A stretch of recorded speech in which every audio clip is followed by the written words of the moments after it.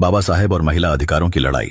जब बाबा साहेब ने कहा, उठो, अब तुम पीछे नहीं रहोगी उस दौर में जब महिलाएं घूंघट के पीछे थीं, जब उन्हें स्कूल जाना तो दूर, बोलने का भी हक नहीं था, तब एक आदमी खड़ा हुआ और बोला, अगर देश को सच में आजाद करना है तो सबसे पहले महिलाओं को आजाद करना होगा। वो थे बाबा साहेब अम्बेडकर। उन्होंने सिर्फ पुरुषों के लिए नहीं, बल्कि हर उस बेटी के लिए संविधान लिखा जिसे समाज ने सिर्फ चूल्हे चौके तक सीमित कर रखा था।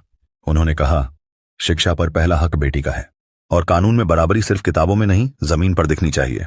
साल 1937 में जब हिंदू कोड बिल पर चर्चा हुई तो विरोध हुआ।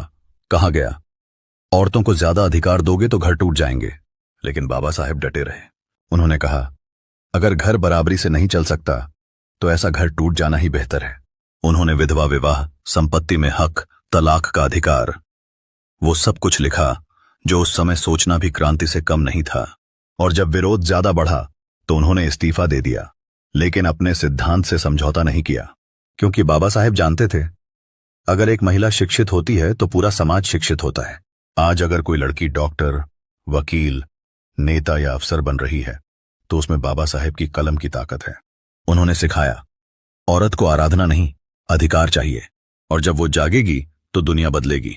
अगर ये कहानी आपके दिल को छू गई हो तो हर उस बहन बेटी को पढ़ाओ जो आज भी पीछे है, क्योंकि बाबा साहेब का सपना अधूरा तब तक रहेगा